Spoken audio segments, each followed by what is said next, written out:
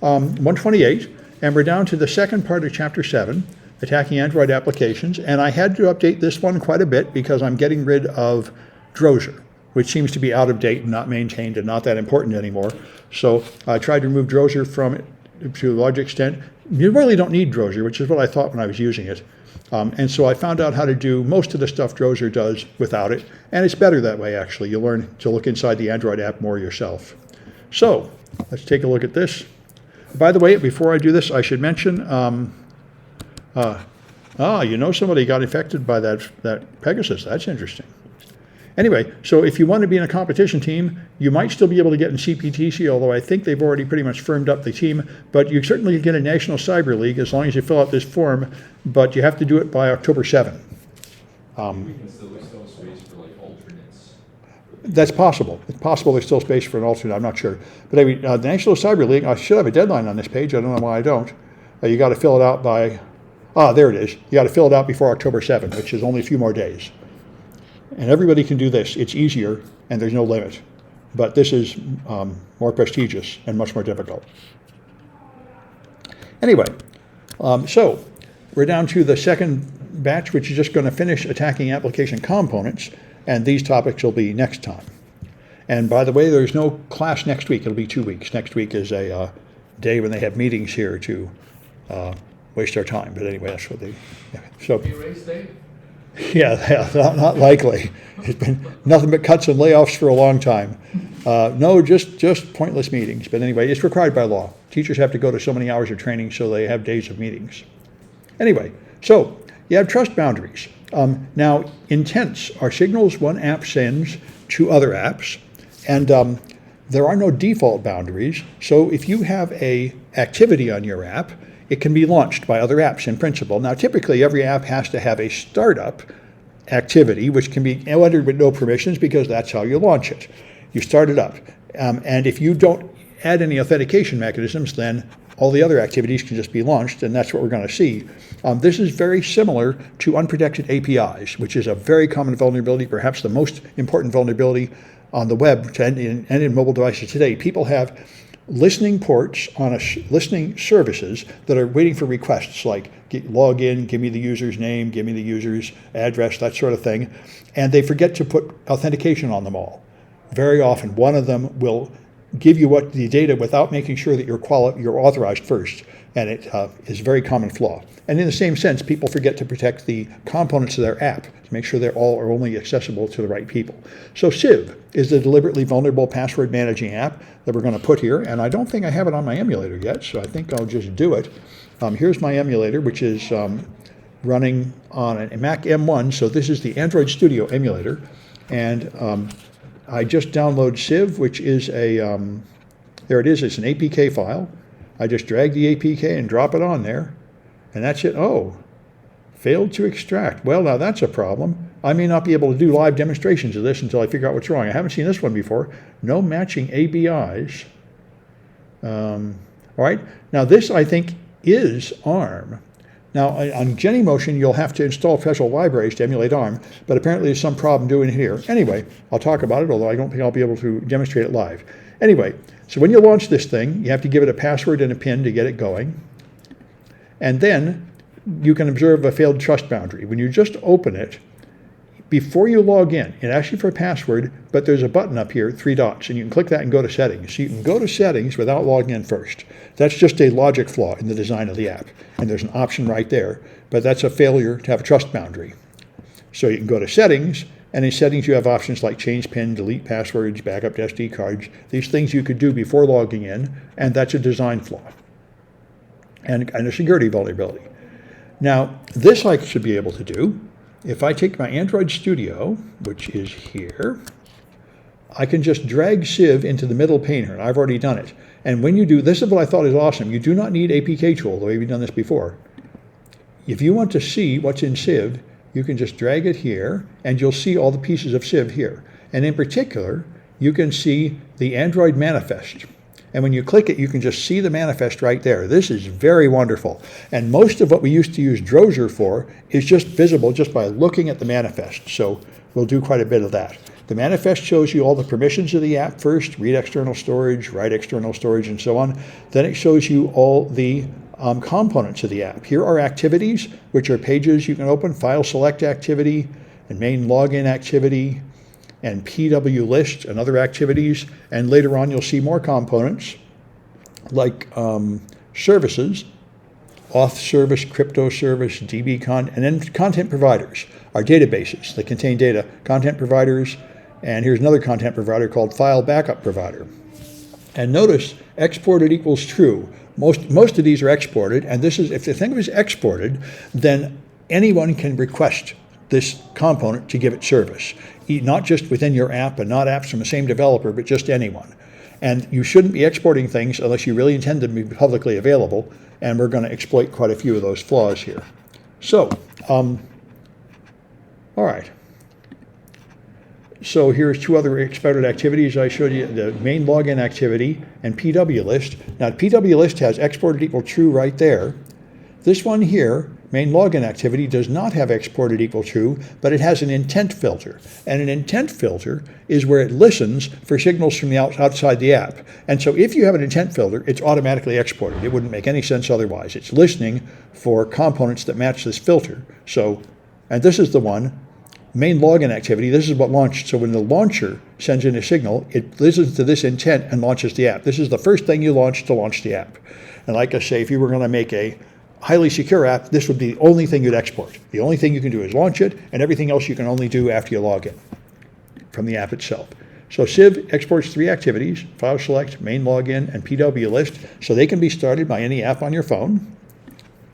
And here's a lot of unexported activities here, and those can only be launched from Civ itself or from root. Root, of course, can get into any person's account. So if you have rooted your phone and you act from root, then you can access these. So I should be able to do this. Oh, I don't have Civ on there. How annoying. When we take a break, I'll see if I can get Civ on there and demonstrate this stuff live. I'm going to have to just talk about some of them. So if you have Civ on there, you can try to launch it. Now, this is how you launch it. You go to ADB shell to get a shell on your Android phone, and then you use AM, Activity Manager, and now you can start an activity. You just give it the path to your app and then the name of the activity. So this will launch that page. File select, and when I do that, it will start and launch that because file select was exported. But this activity, settings, was not exported. So when I try to do that, it'll tell me an exception occurred, permission denial. You do not have the permission to do that, which is what should happen. Now, if I was root on my Android emulator, I'd be able to export it, but I'm not root, and you can tell because I have a $sign here. If I was root, that would be a £sign. And I did not start this phone in root mode. So that's the most common situation. All right, so then you got insecure content providers. So first you have to create some content to steal it. So launch Civ and log in with a password and add a saved password. Civ is a password manager, so you can just fill out a little form and say the password for this website is this. So you have something stored, and it stores it in some encrypted database, and that's what we're going to try to crack into. All right, so the unprotected content providers, like I say, they are exported by default for old SDKs, but also these ones are explicitly exported anyway. Look at the content providers, they both have exported equals true. So the file backup and the DB content are exported.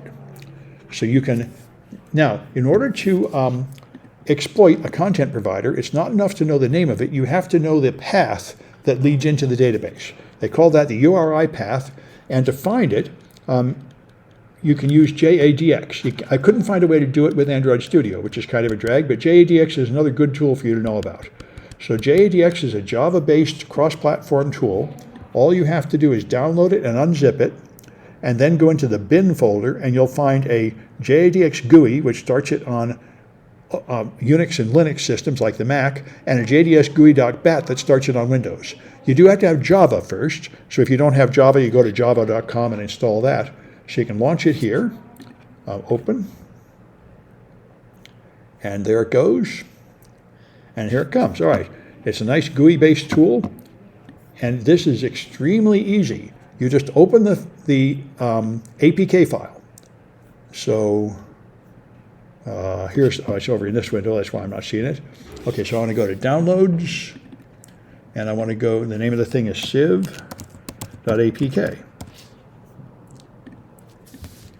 All right, so it opens it, and it gives you a tree structured directory here where you can see the components inside there. So you could, in fact, explore the Java classes in here and see all the pieces of the app that do things. But we'll do that kind of thing later. Right now, we just want to find the content providers in there. All you have to do is search. And it'll automatically search everything it can see, and you search for content, ://. That's usually what content URIs start with. And there they are. There are the three of them. It's that simple. Can Android Studio let you do search? Not that far, I couldn't find it. You can see the classes.dex file, but you can't see inside it, and you can't search as far as I could tell. So you have to use the JSDX? Yeah, that's the only way I could figure out how to do it. There might be some way to do it in Android Studio, but I couldn't figure it out. And JADX is a really good tool anyway for some of the stuff we're going to do later. So I figured just to add this to the class. So you see here, these are the things, content : here are some content providers. There's a path ending in passwords and keys, and a file backup provider. And so these are objects you can access by these paths now that you've seen the path. So that's all we're going to use JADX for at the moment. All right. And all right. So now we can do a content query, and this is how it works. I'm on the phone, so I've already done ADB shell. A content query will request data from the database, and all you have to give it is that URI. Copy that content URI. This points to passwords, and when you do, it just shows you the passwords that are stored. Now, they are encrypted, and for some reason, it only shows you blob. It doesn't show you the actual encrypted data. This is one thing where it's going to drag. Drozer actually showed you the scrambled data, so you could try to crack it or something. I couldn't figure out any way to make this content query tool show me the contents of that blob, although there may be some way. Anyway, but I can see the email and then username and the name of the service that they're logging into, so I see stuff I shouldn't be able to see, although I don't get the password, the stored password. Now, another common trick is SQL injection. If you've taken the hacking classes, you've done plenty of this. If you have stored databases, you can inject long structured queries, including apostrophes typically, and you can pump out data that the developer did not intend for you to see. And the same thing's true of these content providers. They are using SQLite, which is just a simple form of SQL that stores all the data in a single flat file. And it's vulnerable to injection. So there's a thing called projection, and projection is the code you're going to get. Select from a table named URI where you can have conditions. So you got various parameters here, and again you have URI that leads to it. So you need a projection of star, for example. That will turn it into select star from system if you did a thing like that. So here's an example. Here's how you object. The normal way is just the exact other SQL injection. The first thing you do is just try to create an error that you can see, because that will tell you it's vulnerable. So here you do a content query for the URI, just leading to one of those URIs we found, and you have the projection, which is part of the query, and you just put in a quote, an apostrophe between double quotes, a single quote. This is also what you do for SQL injection. You put an apostrophe at the end of a URL, and you'll see a SQL injection error in the simplest case. And you do here. You see error while accessing it, SQLite exception, unrecognized token, apostrophe. So this is what you get. A syntax error is what it shows in full versions of SQL. This means I have confused the server. This apostrophe that I put in, it didn't know what to make of that. It tried to interpret that as apostrophe to match another apostrophe the developer put there, and that is the flaw. That means if I put in something carefully crafted, I can pump data out of the database. And so here's what you have to do. Since I now know I can inject things, I inject this, star from SQLite master where type equals table. This will give me the name of all the tables in the database. So I just inject, and then I put a semicolon dash dash to end this query and sort of comment, so it will ignore whatever else the developer put on that line. So that will give me a list of all the tables. Here's row 0. Here's a table called Android metadata, which is probably automatically developed by the system. Here's one called passwords, and here's one called key. So I got the names of the tables. This is exactly what you do in all SQL injection. First you need the databases, then you need the tables, then you need the fields, then you can inject things. Here it's simpler. All we need is tables, and now we can just do star from key. There isn't the usual issue in other SQL injection where you have to get the right number of fields. So I just show everything from the key table, and there it is. The password, the login password, and the login PIN. Just sitting there unencrypted in this. So that's pretty good. And you can note the passwords table. is, again, just star from passwords, and you'll see the same stuff we saw before. The password comes in as a blob. You're getting the contents of the database. This is why people should be hashing passwords, because then even if people get SQL injection and they steal the contents of your database, the stuff in there should be hashed. So again, the passwords are not just completely easy for the attacker to get, although hashes can be cracked, but it's slow. It gives you some time. Time, hopefully, to notify your users to update their passwords. So Samsung had some flaws on these. They had content providers with vulnerabilities exposing all sorts of things like GPS and email and passwords. They didn't know any better, so they left their content provider open. They didn't require read permissions, and they had a SQL injection in their telephone app. This is very common. Like I say, the Google is pretty smart, so the basic Android is pretty secure. It's the third-party apps that have the flaws. And a lot of the manufacturers put a bunch of custom apps on these things that they aren't very good at making. So a content provider might allow their apps to get the files. You might want to do this. If you're going to let other apps request data from your content provider, then it is up to you to secure it. And so what you ought to do is validate the URIs that are coming in and make sure they're not doing what you, not referring to other local file inclusion, other folders they shouldn't be going, and so on. It is up to this is why you have all the problems we have. You write a language that is dangerous, and then you tell all the developers you're supposed to secure it. And of course, many developers don't know or bother. It's a shame. So local file inclusion is another flaw. Here there's a file backup provider, and the purpose of that is so Civ can use this content provider to reach into the file system to copy files to back them up. But they didn't limit the URI, so you can just do a content read of the URI to the file backup provider, and then you can just put a path here to any file on the device that account can reach. And system, etc. hosts is a file that everyone can read. And it just contains IP addresses and domain names, which is nothing but loopback by the default, but it just shows the flaw. This is file traversal. You can traverse and see files which were not supposed to be part of the files in that app because the developer did not validate the URI and make sure that it's pointing to the files that they wanted it to go to. All right, now here's another thing. If you look at this one, let me just make this bigger so it's easier to see. All right, this is part of the Android manifest. That's where we're starting for everything. So here's the DB content provider, and here there's a permission. This permission says you have to have read keys and write keys to use this. And this will apply to anything with a path equal to keys. The problem is this is the wrong condition. It's an easy mistake for a developer to make, but what they've done is set the path equal to /keys. And the problem is, if you go read the Android documentation, the path permission, there's path, path prefix, path pattern, and what they probably should have done is path pattern.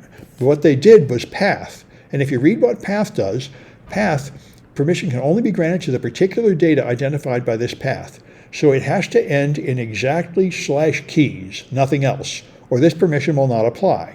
So if you try to do a content query for the thing ending in keys, it will tell you error permission denial. But if you just put a /keys/, it will no longer match the path and you can dump out the database because the developer used the wrong permission setting. If they had used path pattern, then it wouldn't let you get anything that contained the word keys, and that was probably what they should have done. All right, and then there's insecure services. Services are just like they are in Windows and Linux. They're services running in the background, providing a service for various applications on the phone, and they can be started with an intent, and an app can bind and send messages to a service. And so you can have services in your app. All right. And when the app starts, it will receive intents for this service. So you can get requests to launch the services in your apps from other apps. And that might be a vulnerability depending on what your services do. And here's an example of this. There was a clipboard service, and this is a common flaw. Clipboards are pretty scary. The whole point of a clipboard is you copy data from one app, and then you take it to another app. So if you were to put something sensitive in there, that would be bad.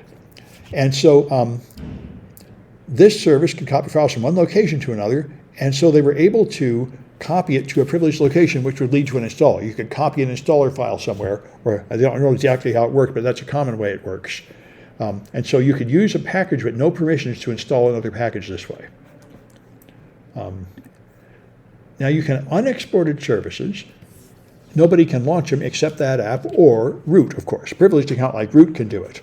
And so AM start service is how you start it, and AM stop service is how you start and stop them. And if you're root, you can do that for any service, export it or not.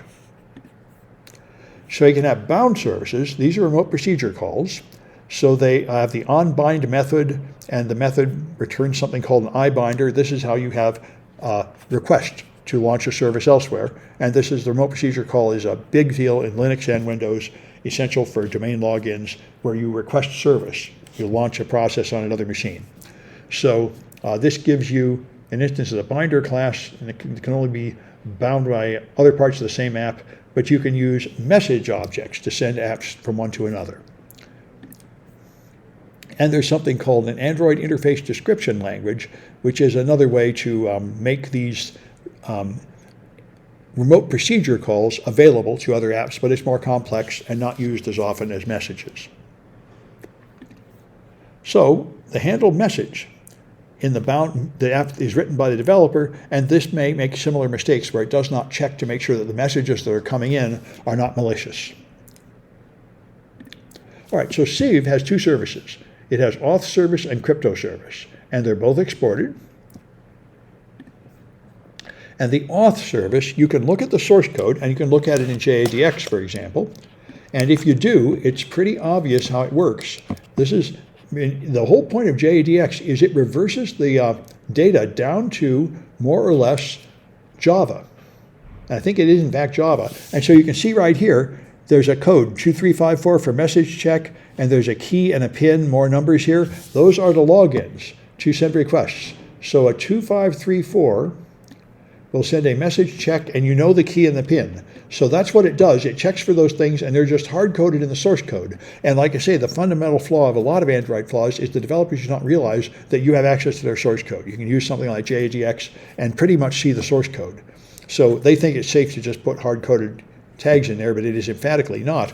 So now you can request the password from another app. Now this is using Drozer. I did not figure out how to do this outside Drozer, but it probably wouldn't be impossible. And so you can make a request, and you can request the password from the auth service, and all you have to include is these hard-coded pins. Your message has to include these numbers and in the right pattern, and then it will pass the authorization check, and then it will serve up the login password for the app over the network, or over the internal function to the other app. So that's pretty cool. All right, and then there's broadcast receivers. These are listening for intents that come from anywhere because you're offering a service. Like if you're a browser, you listen for HTTP. Any HTTP, I can open it. So let me know if you want one of them opened. So here's another example. You take login creds and verify them. If it's correct, it sends a broadcast message out, and the app receives the broadcast saying, okay, they logged in correctly. That's one possible way to do it. So here's an unprotected receiver.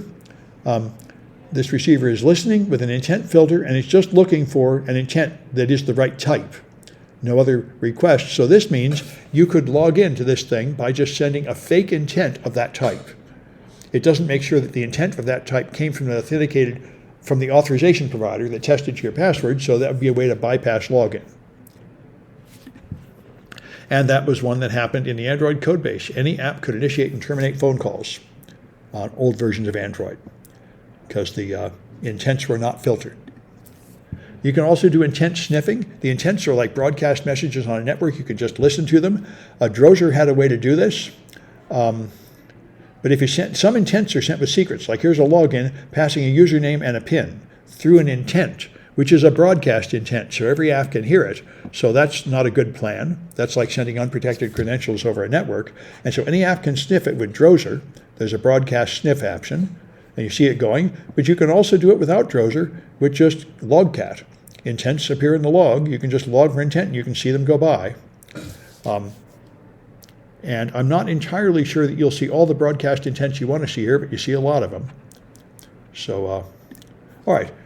And there's another fun thing. There are secret codes, and Drozer has a thing that will find the secret codes on your phone, and I could not find any way to do this without Drozer. It will find the magic codes to do things. You can also just Google, and there are standard codes that are pretty well known, where you dial these codes.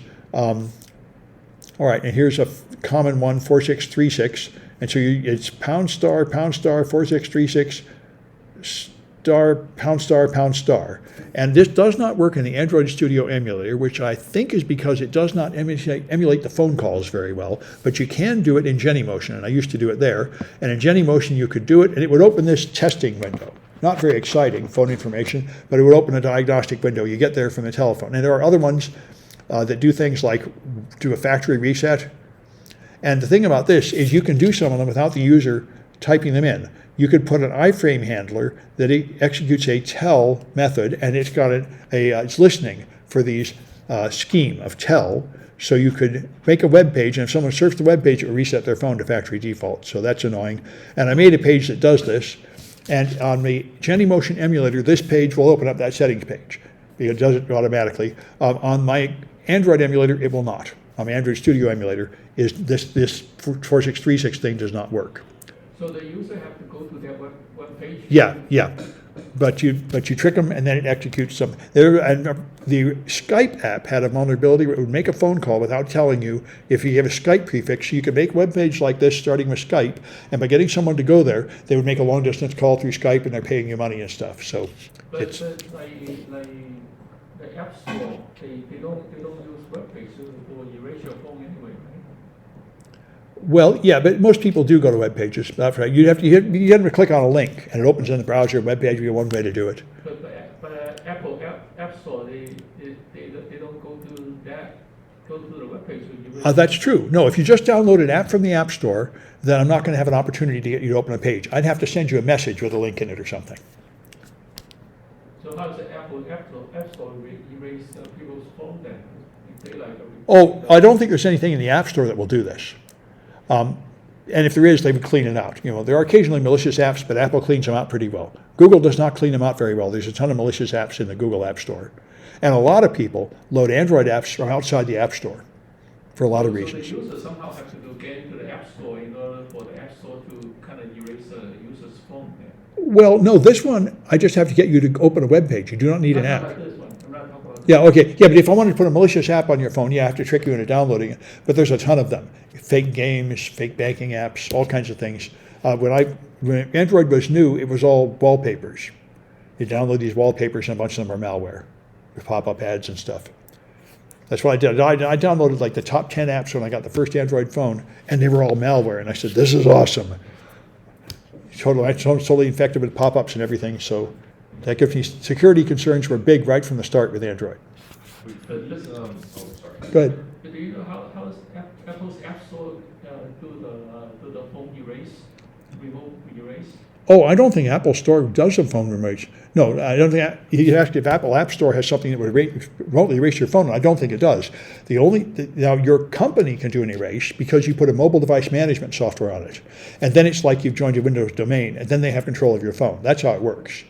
If you have a company phone, you put a special device on it, special app on it just for this purpose. No, but if you use an iPhone, you can log into like iCloud to set to erase the phone. Oh, okay, I didn't know that, but you can erase it. Well, he tells me, I thought I didn't know, in iCloud you can wipe your phone. Well, if it's stolen, you can wipe it, that's right. So I guess you put a thing on your phone called Find My, and that acts as the mobile device management. That's the app that will erase your phone.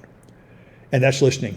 Yeah, it's just, so if you do. So we somehow have to get the users to kind of log in in order to like, for the iCloud to kind of erase it.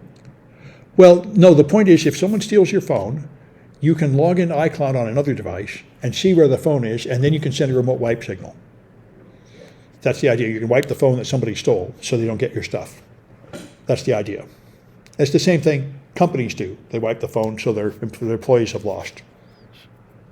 Also, sorry, but for these like telephone or these vulnerabilities you're showing right now, is there any way that they could get information from the user, or could they just be like messing with them by That's an interesting question. Can they get messages from the user? As far as I know, there aren't any that do that. They all do pretty global things, like wipe the phone. Let me bring them up. These are the secret codes, and I saw lists of them, and none of them seemed that scary. They seem more like a nuisance than this. Here's an example. Wipe device to a factory reset, check the IMEI, activate test mode, display the MAC address, display the firmware. Nothing. There's nothing that says download your messages, your pictures, or anything. Yeah. They're all like at a lower level. Very good question. That would be pretty bad. wipe data, but can phone be used if tagged stolen? Well,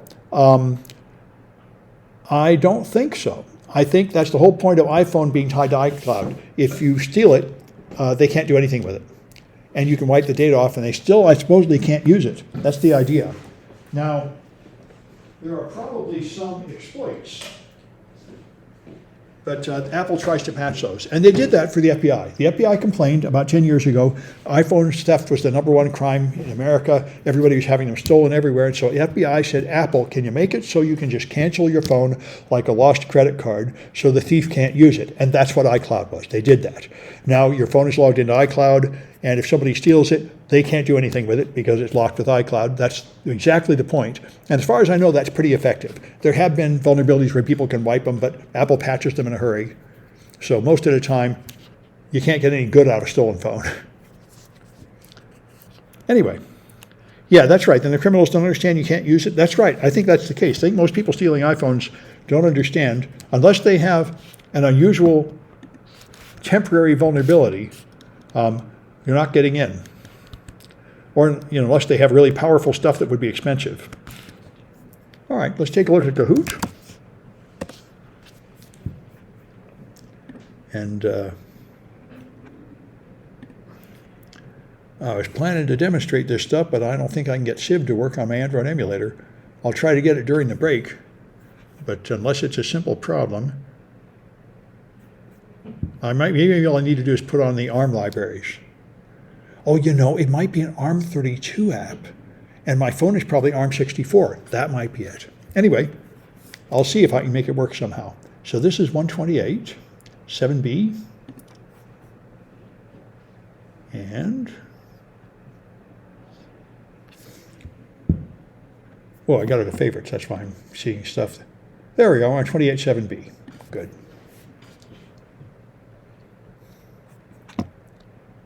I'm going to try putting the ARM libraries on this phone and see if that does it. Hey, I keep starting. It's not listening to me. There, now it's listening to me. There we go.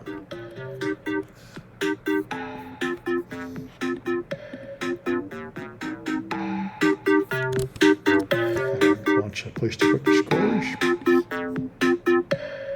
All right.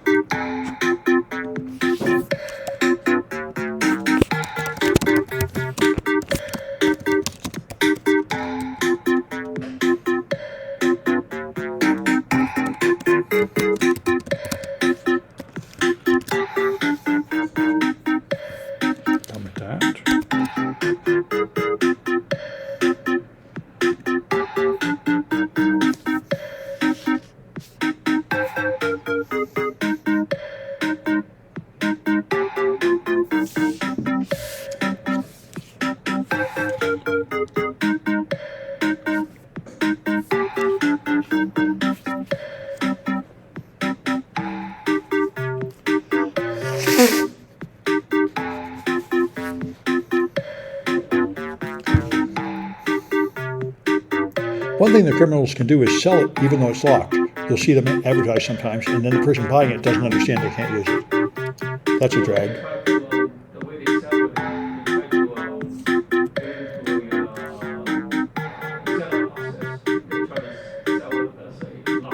to You get a cell phone provider to unlock it. No, we try to send it into the reset process, so like in the setup process. So try to trick the other guy to see whether it's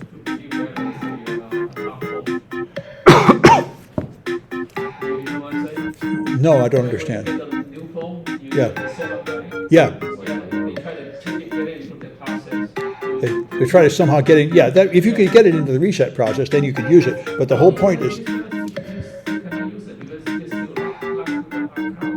oh, so but you can still make it look good. Okay, so you can make it.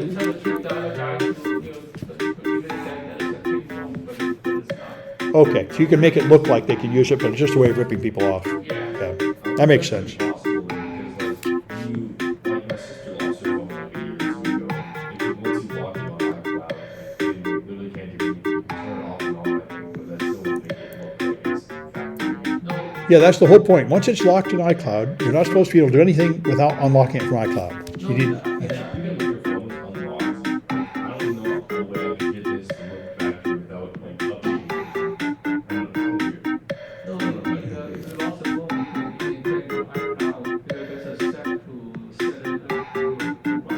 Yeah, there's a way to disconnect from iCloud because you want to sell your phone. There's a way to do it. I know, but like if you steal the phone, you can't get into it. How would you reset it to make it look brand new? Or would There's you a factory assume reset. that you're in the phone already? No, there's a process to reset it to factory setting. Yeah. Just for the phone. Yeah. Just for the phone, but it cannot reset to the account. Yeah, you have to disconnect from iCloud also before you sell it. All right, let's try this stuff.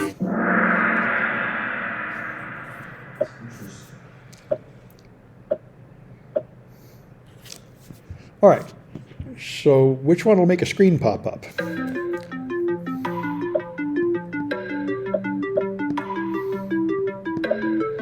And you don't really need Drozer, but you can do it from Drozer.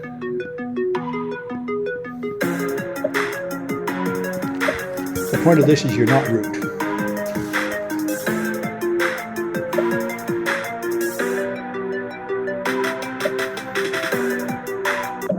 Yeah, the exported activities you can launch from another app. All right. All right, so where do you find SQL injection? And again, from an app that is not root.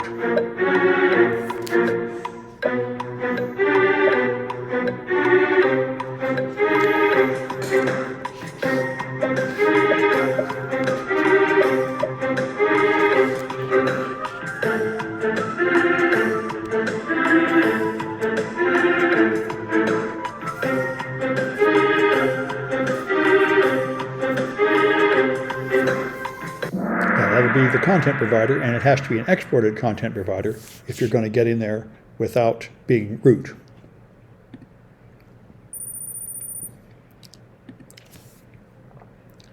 All right, so what was the Samsung flaw that via the clipboard?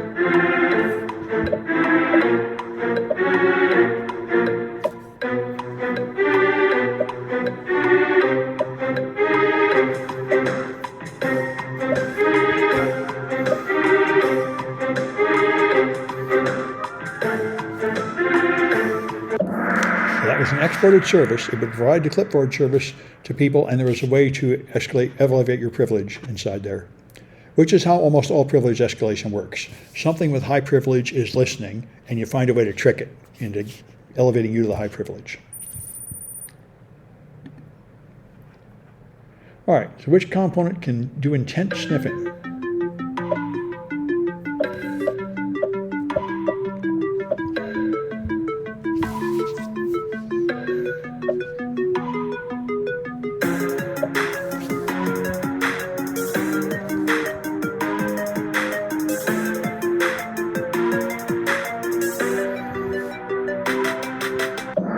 Broadcast receivers, of course, they're listening for broadcast intent, so they, of course, have to hear them all.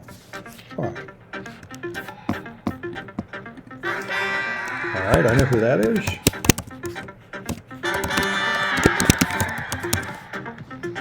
And Sean.